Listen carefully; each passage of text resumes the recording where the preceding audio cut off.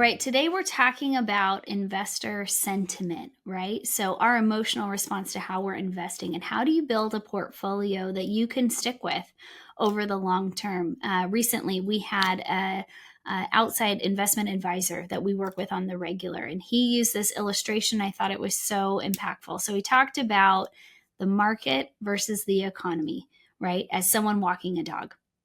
And so the market is where we're seeing currently we're living in a season of some volatility, right? There's a lot of political legislation coming. There's consumer sentiment that's happening, right? So everybody's emotional responses are showing up in the market. And if you went to go walk your puppy, or if anybody's had this experience, your puppy's all over the place. Every sniff, every, squirrel that they can chase, every, right? Back and forth, back and forth, back and forth. But ultimately, the puppy's going to end up where the dog walker wants to take the puppy, right? And so the illustration is what we want to look at in terms of smart investing is what is the underlying economy telling us? What direction is it going in general? What indicators are we looking at in order to be informed where the economy is going? Because ultimately, the market will follow suit. It's just they're going to take a lot of little detours along the way. So anyways, I love that illustration, but what do you gentlemen think? So my comment is, are we the leash?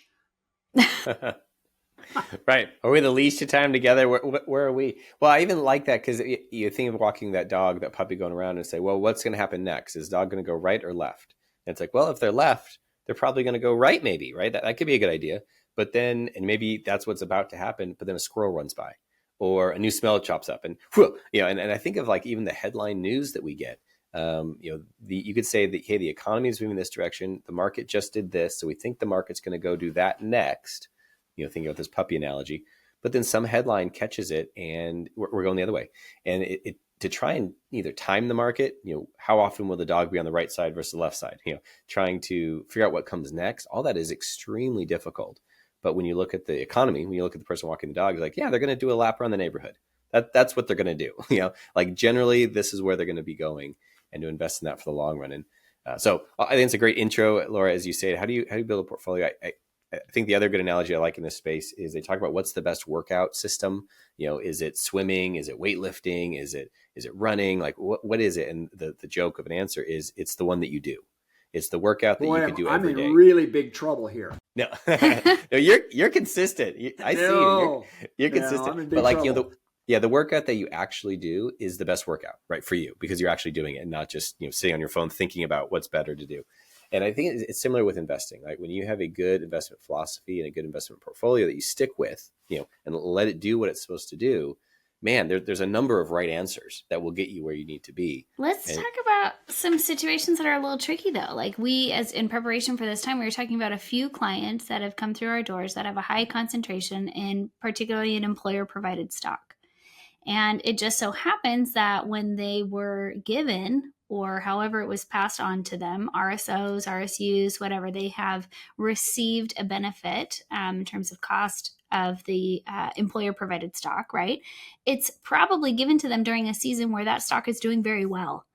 And what happens is their portfolio becomes highly concentrated in 1, 2, right? Less than 5 holdings. And in the moment in time, that stock is performing very well.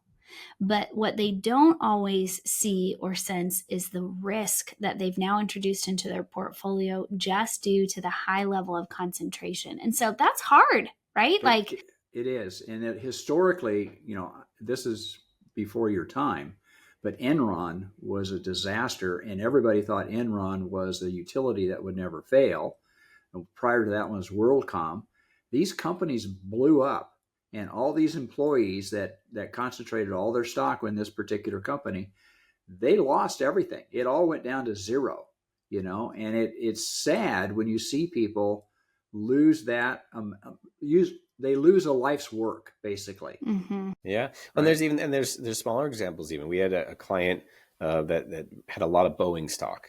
Her father had worked there, and then she'd even had some time there. So a lot of this built up Boeing stock that was a great asset to her. It did so well for her.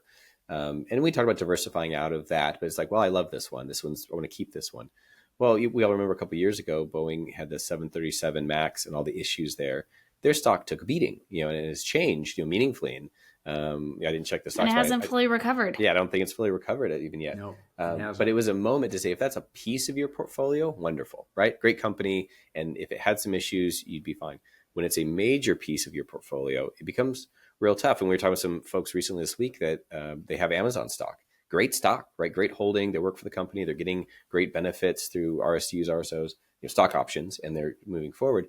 We're having a good conversation about diversification. It's hard to move away from a stock like Amazon when it's been doing so well, but we don't know what the future will hold. We don't know what's coming. And so to hold, some weighting towards that, wonderful, right? But to have all of your assets in that one basket, it makes it, in my mind, it makes it, in that analogy with the dog walker, is that you can't stay steady, right? If you have a high concentration in, say, even 10 stocks, you picked your 10 favorites, you got the money in there, you believe in them. As the market changes, 10's not enough, right? 10 is not a diversified portfolio. You have to make changes to keep up with the dog goes left, the dog goes right, the dog goes left, the dog goes right. You have to be trying to time those markets. And we work really hard to not try and time markets just because it's such a difficult thing to do. And so for us, we want to build a portfolio that isn't just good for today. It's good for tomorrow. It's good for 3 years from now. It's good when the economy goes up. It's good when the economy goes down. And of course, we rebalance, we tinker, we play with it. But we want the core holdings to be well diversified, quality assets that are going to drive for the future. And anyone who's listening, that's the same idea, right? You got to have good assets. We tinker not because we're watching market fluctuations, going back to that same illustration, but we're watching economic indicators, right? The economy is cyclical, right? And so there, we can look at history and be informed by it and look at the indicators that we see in the market and make an informed decision. So it's not just this let's see where the wind is blowing today. But there are certainly investors that still kind of maintain that philosophy, or they get really excited about a specific company. It doesn't mean they can't invest in that opportunity, but what portion of their portfolio do they place there, right? And as the advisor, obviously, we're always pushing for diversification to spread out that risk across the board. I loved, Randy, you brought up one of your you use the term best clients, and it's kind of interesting how to define that. Like, what is your best client? But, maybe share a little bit about how he taught me. He's been a client now for almost 30 years, but he taught me early on. He said, he made a comment to me. He said, I don't even look at my statements. I look at them once a quarter. And I said, really? He said, no. He said, I don't make any changes, and I don't even look at the statements because I don't want to be influenced by what's going on.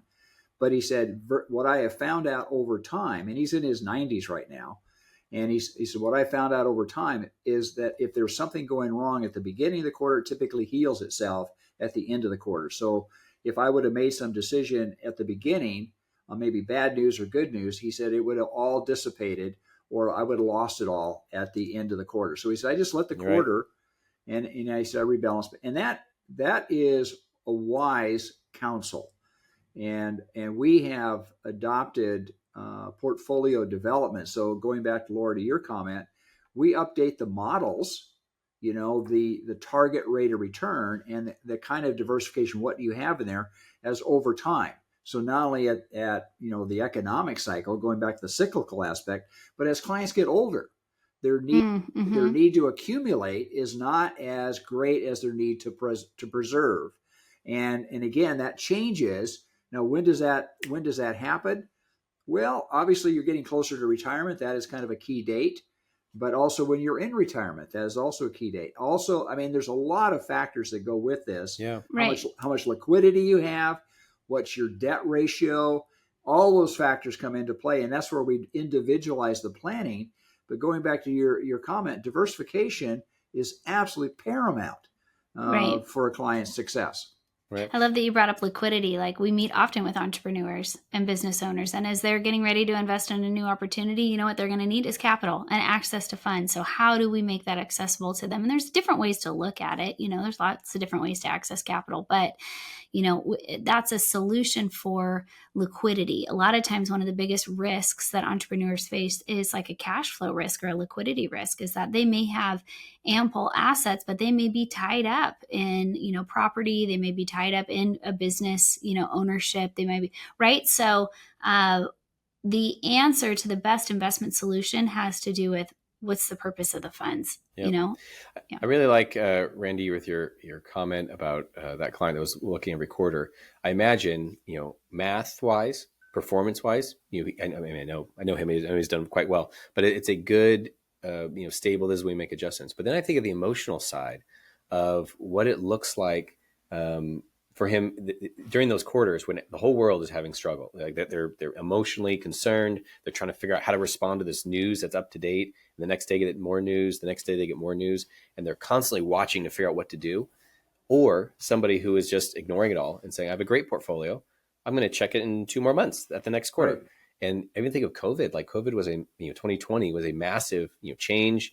The things were changed, but you go 3 months later, the markets have recovered. I just think in a financial sense, if people were ignoring the market entirely, kept a good portfolio, made no changes, if they would be able to emotionally say, we have to deal with this event, whatever the event is, in a personal sense and how it affects your families, but not in a financial, I got to rebalance, I got to find the way, I got to read the tea leaves and figure out where I need to go next. But just to say, I'm going to give it a quarter and then I'm going to respond. And you can only do that if you have confidence in your well-diversified, well-structured portfolio. Exactly. And if you believe, I mean, again, what comes to mind is kind of interesting what people think about. There's this old movie film strip where they have two locomotives that they purposed on a track and they ran head into each other. And people see the world like that sometimes. They feel like the world is going to absolutely end. It's going to crash and there's no way they can stop. So they have to get off the track and get on the ground. But again, it is what people focus on. And they're going back to the comments, would you feel better about a gain or would you feel worse about a loss? And people multiply their emotions by what they perceive as a loss. And it's how they react to it, right? Yeah. So anyway. I Yeah. love the differential between, I'll just use these terms, but essentially for every investor, there's a risk tolerance. That's an emotional response to how much risk, how much downside are you willing to tolerate from an emotional perspective? And then that versus your risk capacity. That's something that as advisors, we kind of solve for, right? We look at the portfolio, we look at how the assets are held, we look at what the goals are of that portfolio, and we say, how much risk, how much ebb and flow can you actually withstand in order to hit these goals? And so I like the bifurcation of the two because every investor has an emotional response to watching their account go down. And up, for that matter, but how much can they tolerate? And so, I think that requires every person to either experience it themselves or have some insight into kind of how they're going to react, either as an individual or frankly as a couple, because oftentimes that risk tolerance, so to speak, that emotional response is different in a household. Yeah, it is. And of course, money is a big deal, and that's where we sit down and talk with people, and oftentimes we don't get the cooperation from one side of the couple versus the other. We try to engage both aspects, both parties in that, and oftentimes they'll say, "No, he does that," or "No, she takes care of that." We want participation on both sides so that we can become a counselor to the wholeness of it, the holistic Right. aspect of it, right? Right. I even think of the strife in a marriage, like if, or even people that are together in their finances, like as you're going forward, if the markets tank, one spouse saying, "Yeah, it's fine, we'll get through this," cool as a cucumber. The other almost being more frustrated that one isn't having a problem because they're having a problem. But to be on the same page with, having those conversations, and part of that is providing a forum, to have those conversations together. What are we willing to suffer through? Are we a long-term investors? And we have on the flip side, we have stories of clients who pulled the plug, who said, "I just can't handle it. I'm not willing to do this," and they jump out. And I think the emotional things I think of as concerns or for clients that we want to make sure you avoid in order to get your long-term success, right? Some things to avoid. One of them is that high watermark. The highest moment your portfolio goes to, that becomes your new floor. And it goes up a little more, that becomes your new floor. And they say, "Oh, I have this much now. And oh, I have this much now." It went down. Why did it go down? It's going to go up and down. That's a normal. And so almost keeping like your average as your base, not the very highest you ever get to. That's part of it. Because otherwise you feel like you're always losing. I don't know why. Like it goes up and now, I lost a little bit. So that's one I would avoid. And the second is that long-term approach to say, are we okay to go down and ride through it? And in order to know that you can go down and ride through it, you have to make those planning and those investment choices before all that, before you're in the midst of it. Like to make those adjustments mid-fall is hard. We were just having this conversation with a client about the target rate of return. Other investors or financial advisors might call it a different term. You have an aggressive growth model or conservative growth, right? Like a lot of times when people are making the allocation for their retirement accounts, right, they use kind of terminology like that. We use a target rate of return. And for those investors that are new and they've experienced what 2024 lent, they might kind of question, like, what are you talking about at 8% target rate of return over the long term? And right, that's kind of a short-term mindset, because we know that being involved in the market is going to have years like 2024 and years like 2008. Mm-hmm. And the average over time that we want to plan for, right, is something that's a little bit more modest. And so it's not like, the sexy sports car, because any investor that can guarantee you 20+% return is not one that I want to work with. Because they're not going to talk about the risk related to that. So I think that, going back to our earlier conversation in terms of diversification, it might mean giving up some return in the short term for the long-term stability of the portfolio. And that's hard to stomach. I get that. Yeah. And again, coming from a farm or ranching background, I always look at the agricultural impact of this. You don't harvest every single month. You don't have a bumper crop every single quarter. There's times when you're going to harvest, and then that ground or your crop is going into neutral. Nothing's happening, but you're taking the gains that you've had and you're putting that in the bank, so to speak. That goes into the bin. So you have the seed to replant in the next season.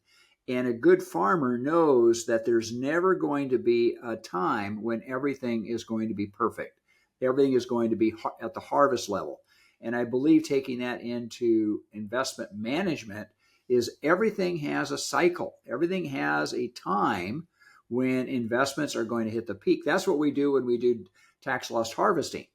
And it's a lot easier for us to do that now with individual stocks and with the exchange traded funds that we can utilize, because it doesn't cost the client to make those trades, to make that change within their portfolio, but it becomes so much more efficient for them, and it allows us to set aside money for the next upside, right? Right. So much more beneficial over the long term. Like, I think that investors now take that for granted, like the access that they have to ETFs and the amount of diversification that we can get for almost nominal or zero cost in a portfolio. Whereas even flashback, Dad, 20, 30 years ago, right? Trying to replicate that same sort of diversification, like one ETF might have over 1,000 individual holdings in it. How did you, find that same diversification, some time ago? So yeah. Anyways. Yeah. Well, even that's not to say the fall of mutual funds. Mutual funds still exist, but mutual funds were extremely popular. They had high fees and they would do all that work for you. The individual trading, they bundle these things together. But with the advent of the exchange traded fund, mutual funds have consistently been falling in popularity just because of those fees. And there's abilities to build a portfolio out of really good exchange trade funds and still have good exposure. I think it's so good. So I think this, as we think about holistically as this discussion, the psychology and the math both matter. And we talk about that on a regular basis. The math and the performance, like that's really, really important. But the psychology is there too. And I think it's as people think of building their portfolios, often when I talk to someone who's not a client yet, when we're having those initial discussions, I get some, they're not bad ideas, but I say, why don't I just buy these 5 stocks? I like them. Why don't I just throw it in the S&P 500 index and just let it go and see what happens there? And there's discussions on, well, what's this money for? What's its goal? What's the point of this money? How is it contributing to your whole?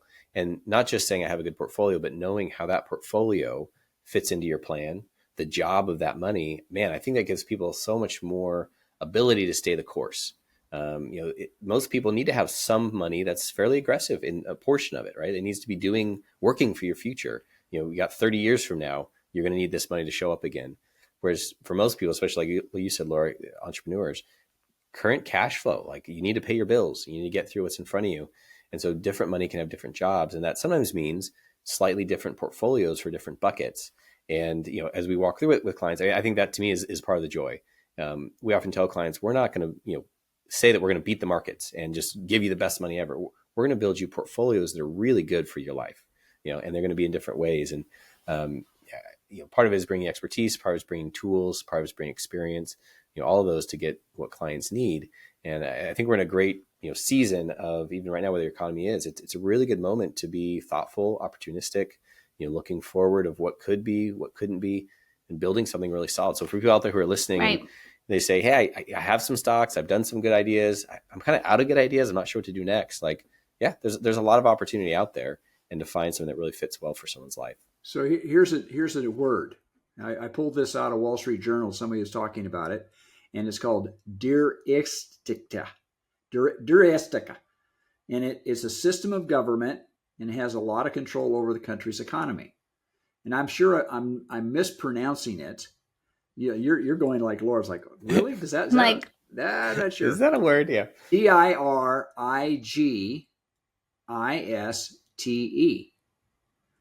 And so, okay. Does that make sense? But anyway, it's where the Trump came in, and clearly his method of ruling, I shouldn't say ruling, of governing is different than the previous president. So again, does that change the outcome? And I always come back to is companies are not stupid. CEOs and CFOs of all these companies in the United States are not stupid. They understand what's going to happen, and they adapt. And their primary focus is to make a profit, right? So again, no matter who's in office, no matter what's going on, companies will adapt and come. And that's where that diversification, some companies are going to do better, some companies will do less. I mean, bottom line is it just continues over time. And we're right back to that dog walker scenario. So keep the mentality, listeners, of being the dog walker, even if your puppy is going crazy. I'm the leash. Yeah. We had some good illustrations today, and even some new words to throw in there. So to our listeners, thanks for tagging along. Sure our listeners will probably listen and go, no, that's not how you pronounce that. Yeah, right. Believe me, I know. You can email us. Just email us. Yeah, please write in. Tell us how to pronounce that word. All right. Well, thanks so much to our listeners for logging in today. Till next week, folks, may you grow in wisdom and knowledge. Thank you for listening. We have a few more things to let you know about before we go. Podcast reviews really help us to serve more people and get this information into the hands of the people who need it. Please leave us a review. Even if it's not 5 stars, we welcome the feedback. And we invite you to let us know what topics you would like to hear more about, or what would benefit the people in your life who you're closest to. We have more resources online. Those resources are designed to help you share this great information easily with people in your life. To access those resources, please visit tricordadvisors.com. Often we hear from clients that they wish they had talked to us sooner. If that's you, we'd be thrilled to see how financial planning can benefit your life. Email us at contact@tricordadvisors.com or simply click on the link in the show notes. This show was produced by Graham Gardner at Model FA. Find out more about how to create a podcast for your financial planning business by visiting modelfa.com. We love creating content that's useful, resourceful, and maybe even a little entertaining. We want to make this mega universe of financial topics and advice applicable and helpful to your life. Remember, at Tricord Advisors, we are your future's best ally.